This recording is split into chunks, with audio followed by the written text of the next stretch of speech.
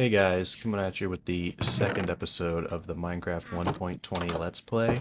Um, okay, so first off, if anything about the audio seems strange or off-timed in this video, it's because I kind of forgot to turn on the microphone in the software when recording the video.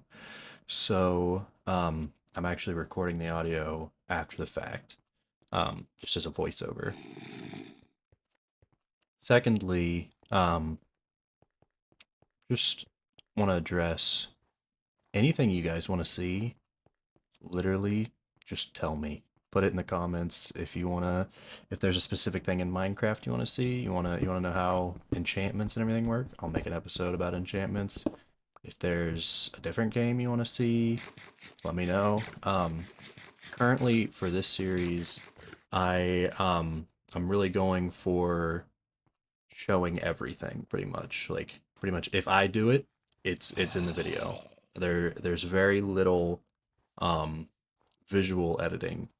And personally that's because when I watched Let's Plays, growing up and if whenever I always hated it when the YouTuber's like, okay, I'm gonna do a little off-camera mining, and then they just come back with like full diamond armor and a brand new house and everything. And you're like, well, you know, especially if you're there to learn, you're like, well, I have no clue what happened in the meantime. But again, like everything else, if you would prefer me to cut down the videos to like just the high points, I can do that. That's very easy. Um, so on to the actual episode. Just getting prepared a little bit. Um, Last episode, we started a mine in the house. I really don't think that that is going to be prosperous. I don't think it's going to be rewarding, especially since the caves and cliffs update. So this episode, we're gonna look for a nice new cave. Those are by far the better way to get that early game loot, um, like just resources and different ores and stuff. Especially ever since caves and cliffs, um, the cave generation is just so massive, and so many ores spawn just open where you can see them. It's way better, in my opinion. Um, I feel like for the most part, strip mining is a thing of the past. Um, so yeah, we're just looking for a cave right now. Um, we've had a few small little dead end caves. We're looking for a nice, you know, caves and cliffs update, massive like dripstone or a lush cave. Also, with the new world generation, since the caves and cliffs update, making a strip mine on top of this hill would take forever because they added like 128 blocks to like the height of the world. So to dig from the hill that we're on in this spruce biome all the way down to where we'd see like diamond or anything would just take forever. And it's just way more rewarding to go for caves, which we're still looking for. Just and again, like I said last episode, the saturation on these sweet berries is just really poor. But hey, when options are few, what are you gonna do? Still, just looking for a cave that isn't just a little 5 block shoot. Ooh, something I like about creepers is that right there. If not like later game, no, but early game like this, I think it's way better just to get them at a distance that's safe and let them explode than to actually try and kill them. I mean, if you really need gunpowder, obviously just kill them, but early game, there's no real reason to go for gunpowder, I feel like. So I get them far enough that they're not going to hurt me, and I let them explode. We'll fight the skeleton, though, because I feel like they have really good early game rewards. Um, you can get My number one is bones to tame a dog. Dogs are awesome, especially early game. They'll help you fight everything. They also just are cute. Arrows and bows, which will get you your early game just ranged combat. Later on, you'll get a bow with some enchantments, and you only have to carry a few arrows. But early game, I think it's nice to kill just about all the skeletons. They are very annoying though, especially in a cave. Creepers are probably the scariest just because of the one-shot potential, but skeletons are by far the most annoying. I mean, especially if there's two or three of them, they'll just pepper you from afar. You'll just have no health by the time you realize. Um, one thing about it found a nice new dripstone cave, thanks to the Caves and Cliffs new world generation. One thing about the stalagmites and stalactites, um, they're very pointy, and as you saw just a minute ago, it only takes like one block worth of falling to take damage, and it adds up really quickly. I mean, you fall like 5 or 6 blocks on one of those points, and your health is just gone. So we gotta be a little more careful about just dropping randomly. Usually I don't really care about fall damage. It's pretty easy to ignore.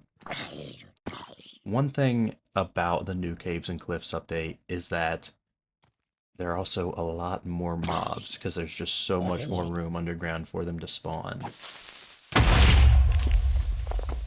Again, you see, you just let them explode.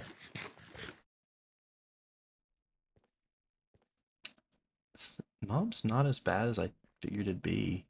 Usually, when the update first came out for Caves and Cliffs, before I think they tuned down mob spawning because when that first snapshot came out, it was terrible.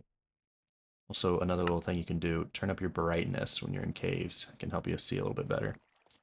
If you don't plan on lighting up the area, which I don't. I feel like it's a waste of torches unless you plan on coming back. Get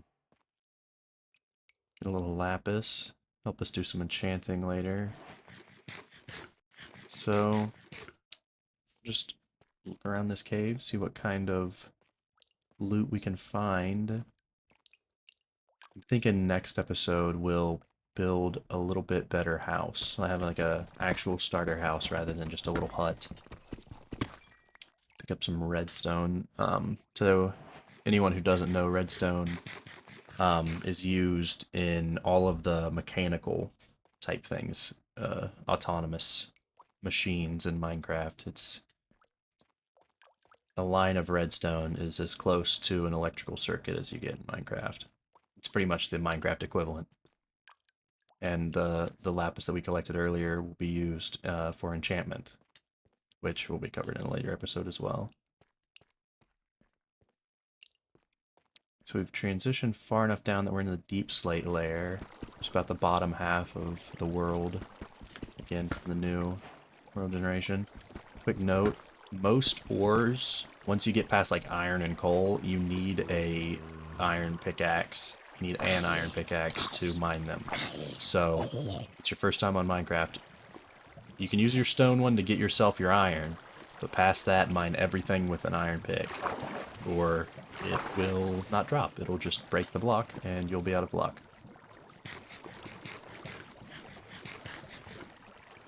Personally, I don't pick up everything. Like, you'll see here, there's some redstone above that lava. If there's redstone on the ground, I'll pick it up, but I'm not about to climb over some lava. I don't really think it's worth it to go get just a little bit of redstone. Now, if those were diamonds, completely different story. Which we just found our first of, which is nice. Our first few diamonds. Personally, something that I like to do in some of my worlds is I'll get the first 5 diamonds, and then I will stop digging them out. Any more that I find, I'll just take down to the location of, so I can come back. With the first 5, you can make yourself an iron pickaxe, not an iron pickaxe, a diamond pickaxe, which you can then use to mine obsidian, Then using the obsidian and the other 2 diamonds, you can make yourself an enchantment table. And then with the enchantment table, you can put fortune on the pickaxe. And once you have the fortune enchantment, especially level 2 or 3, diamond veins, well, actually any type of vein, but it's most prevalent with diamonds, you will get way more value. I mean, you'll find a vein of like 3 diamonds, and they can turn into like 7 or 8 if you're lucky. So that's what fortune does to anyone who doesn't know. Fortune makes it to where you have an ore. If you dig it out, you have a chance of getting more than 1 as a reward.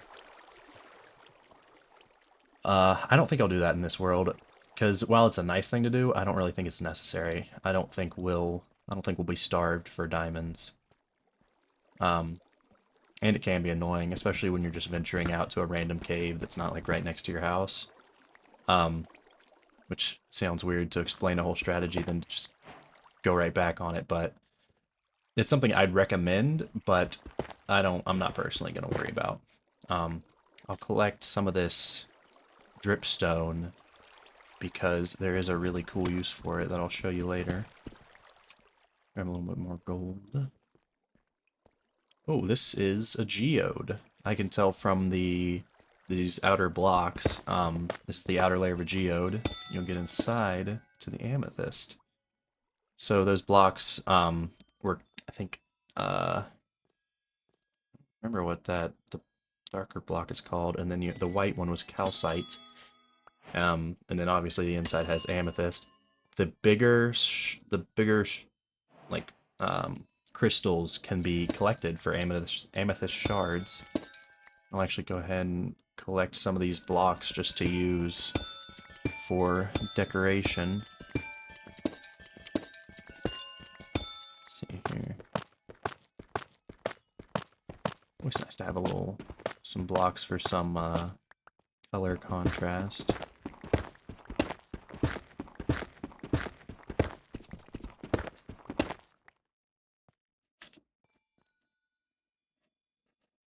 There's the coordinates there on the left for anyone playing along in the world that wants to come and find themselves a geode. Again, the outside there is how you tell. Those blocks are specific to a geode. Geodes are a really cool thing to find, especially if you've never found one before, but they're really not all that useful. You can craft a few things using amethyst, but personally my favorite use is just to take the calcite and then that other darker block just for color contrast in my builds. Let's look around here some more, see if we can hopefully find ourselves some more diamonds. Would be optimal. It is zombie. Zombies aren't that big of a deal. They won't hurt you too much. There's another geode. Creeper, let him blow up. Let's look around here. Pick up a few more of these amethyst crystals. They don't bother digging out the smaller shoots. They have to be the full size crystal to actually drop anything. The smaller ones will just break. That's why I just ignore them entirely. To anyone who's wondering.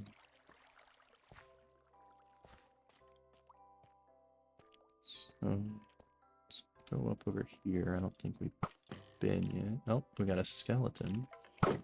Also, in case I haven't said it, you get that first piece of iron, you make yourself a shield. So useful early game. I think I saw some diamonds up here. Yep. Nice. When digging diamonds, always dig around for a few blocks, because diamond generations, when the world generates, the blocks can be not right next to each other. They can be like adjacent to each other in such a way that you won't be able to see it. Like, it'll be covered up, but it's still there right next to the cluster. So always dig like a little bit around your diamonds to make sure that there's no others. because you never want to miss a diamond. Diamonds.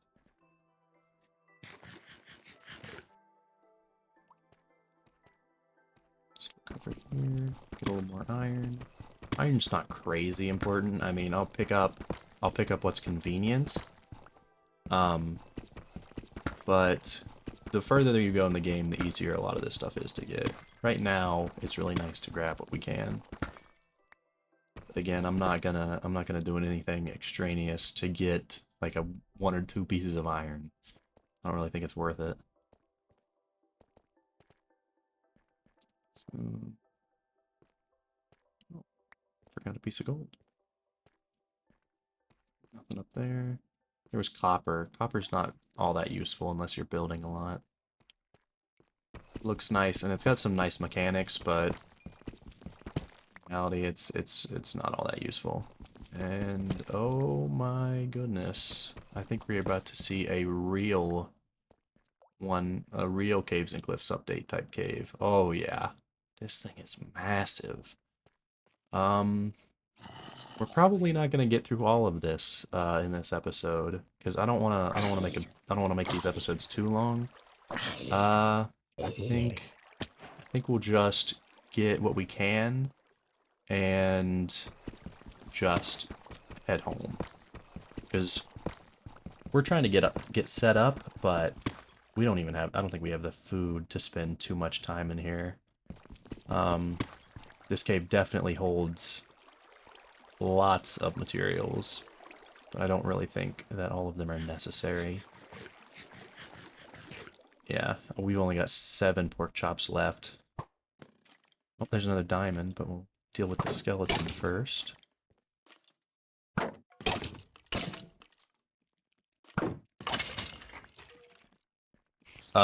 Also, I mentioned in the last episode that spiders will only hurt you during nighttime.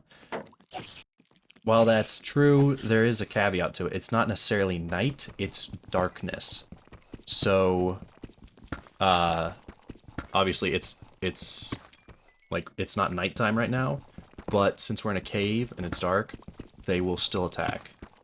That diamond right there was a great example of what I was talking about how they can be adjacent to the one that you're looking at.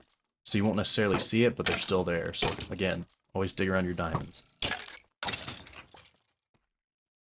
But yeah, spiders will attack you anytime it's dark.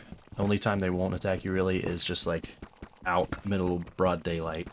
Personally, I just always kill them because if they're not mad now, they're going to be mad later. And I mean, free string, spider eyes, why not? Let's look around here a little bit more, see if we can't find a little bit more convenient loot before we head back home. Which will be fun, because hopefully I remember... Oh, diamonds. Hopefully I remember the coordinates to the house. More diamonds. So that's these stairs. That was an ominous sound. I honestly have no clue what that was. Huh. Oh well. I'm not being real thorough about digging around these diamonds. You should probably look around just a little bit more than I am. See if we can't get them to blow up. There we go. Nothing valuable. Get up here and get this gold. Fist isn't gonna do it. Pick up that. That. Make sure to comment down below if I completely miss any diamonds. Make sure to kick myself for that one. I'm not sure how much longer I want to stay in this cave. Not sure how rewarding it'll be for our time.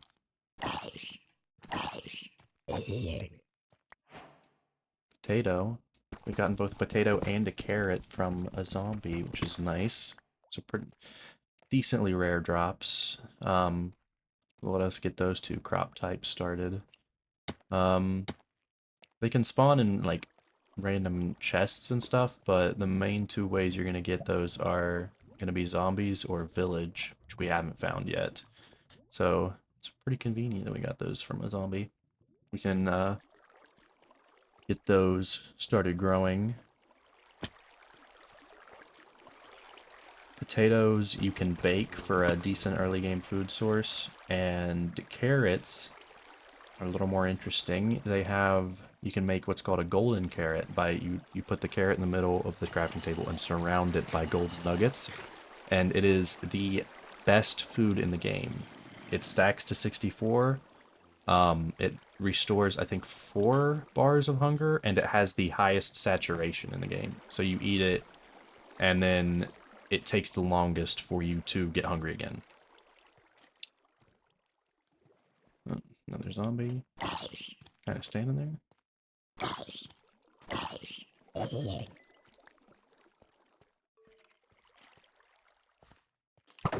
skeleton. Oh, there we got some bones. Let's see, is there anything easy over here? There's another geode. Again, you can tell by those outer blocks. They're different than normal cave blocks. Just look around here a little bit. I don't think we're gonna stay for too much longer. Zombie. Heard another one drop. Not sure where he is. Doesn't really matter. These water pillars are actually a really great way to get up, because you can just hold your jump button and just ride them to the top. You want to make sure and space yourself so that you see me go under the water there. You do have limited, like, how long you can hold your breath, so it's nice to kind of bridge the gap here where you're still in the water column, but your head's out, so you don't have to worry about taking damage from not being able to breathe. It's actually a little underground pond up here that's supplying all these. It's pretty cool. Again, the cave generation with the Caves and Cliffs update is way better than anything we saw before. Okay, a little aquatic combat here. Not exactly, but it counts, right? Yeah, there's a glow squid over there. I don't think. Yeah, I'm not going to kill that. They won the mob vote last year, year before, however long ago. Um, they're a decent mob. But you really kind of just look at them. You can kill them for the glow ink, but really all you do with that is make like signs that glow, like the text glows on them. It's not really useful at all. Personally, wouldn't have voted for the glow squid, but to each their own. I prefer personally use over like how it looks. Oh, we have a mine shaft over here. Give you the coordinates to that. Both for anyone who wants to come find this mine shaft and for myself so I can come back later and find it. I think we're high enough. I'm just gonna try and tunnel up. Actually, we got some water here. I'll make this a little bit easier again. I think we're gonna have to rely on a really nice game mechanic here because yeah, there's nowhere to breathe. Okay, so these are magma blocks over here. They create a bubble column that pulls everything down. You can see all the bubbles that are coming down towards me. So as soon as you're in it, it'll pull you down to the bottom. And if you're just standing on the bottom there, like on the blocks, they'll hurt you. They burn. But for some reason, if you shift, if you like crouch on them, they don't. That's what I'm doing right now. I'm holding shift on these blocks. But another cool thing about them, this bubble column that it brings down, will actually let you breathe. So sat there for a second to get my breath back, and then I'll dig up a block, and we should have another air pocket. You couldn't tell, when you are in the air or underwater, it takes much longer to dig. Have to dig out a block here. I think we're gonna have to go down and around. I don't think we can place one under ourselves here. Yeah. Have to dig out one of these adjacent blocks, get off, place down a block, and then jump back on. Yep. So this is what I always do to get at caves. It's not really smart because if you would dig yourself up into lava, you pretty much just die. If you have a water bucket, you're pretty safe because you can just kind of place it on yourself, and it won't. Well, when the lava hits it, it'll turn into obsidian. But if you have a good reaction time, you can like block off the lava. But this is dangerous. Be forewarned. For that reason, if lava comes down on you, it kills you pretty quick, and it burns your items, so you won't be able to find any of them unless they're netherite. But we're nowhere near that right now. That'll be covered in a later episode.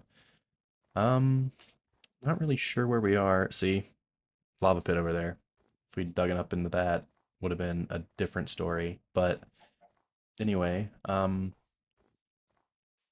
obviously still in the same biome, but I'm gonna have to open the menu here to get an idea of what direction we're going and how close we are to the house.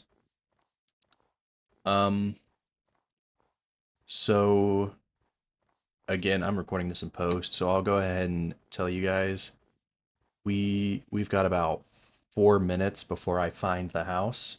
I'm gonna leave it in just so that you can know where I went. Um, if you don't want to see it, skip like 4 minutes ahead. Because it's just me traveling. Again, this is the kind of thing. If you want me to cut this out in the future, just tell me. Oh, I mean, this is an easy like 2 clicks, and this entire portion is out of the video. I prefer to leave it because I think it's nice, again, especially to anyone who's playing on the world and may have gone in the same cave as me. You know, this is how you find the house. I mean, I don't as of now, I don't see any reason to take it out. Especially since on YouTube, unless you like put this on in the background and then walked away, if you're actively watching the video, um, I feel like since I've told you, skip ahead 4 minutes if you don't want to see this, I feel like it's really easy for you to just skip ahead. If you don't want to see it. Kind of baby zombie here, I can hear him. Luckily, he's burning in the daylight. Baby zombies are a very irritating mob. They have a really small hitbox, far too many hearts, and they run way too fast. Never gonna really be a threat, I don't think, but they are extremely irritating. Just because they're hard to hit. Between their size and their movement speed, they're just really annoying. But yeah, in future, if you guys don't want to see these maybe dull moments, just let me know. I'll cut them out. Got some Arctic foxes. Kind of a rare spawn. They spawn in this type of biome. Uh, I don't think they can be tamed at all. They like sweet berries. If you drop sweet berries, they'll appreciate that, but I don't think there's any way to actually tame them. Pork chop here. Can always use some more pork chop. Gonna have to drop sticks. Um, yeah, just head back to the house. Um, yeah, any amount of feedback on what you guys would like to see would greatly appreciated. Because um, this is by no means my full-time job. It's just a hobby, but it's out here for you guys. It's for entertainment. So whatever you want to see, just let me know. Also, I apologize for the less than consistent uploads. I am a college student and had a few exams. It's just hard to keep up, but anyway, to the people that might be joining back now, ta-da, we're at the house. Sweet berries have grown. I can hear a zombie. I think it's in that cave below us. It's not that big of a deal. I'm gonna take a look. I don't see him. Oh well, it doesn't matter. He's not gonna hurt us. He's not in our house, so even if he is, it's just a zombie. Pick up our sweet berries here. We have to get rid of pickaxe. I think this is gonna about do it for this episode. Again, like I said, I think next episode I'm gonna focus on um getting a big house. In the original commentary, I think I was commenting on the fact that planting 4 saplings next to each other like that will grow a much larger tree, which is much better. But anyway, next episode, I think we'll build a better starter house. If you would like to see something other than that, let me know. I'll record something else. But for now, I think I'll stick to that as the plan. Um, Appreciate everyone watching and have a nice rest of the day.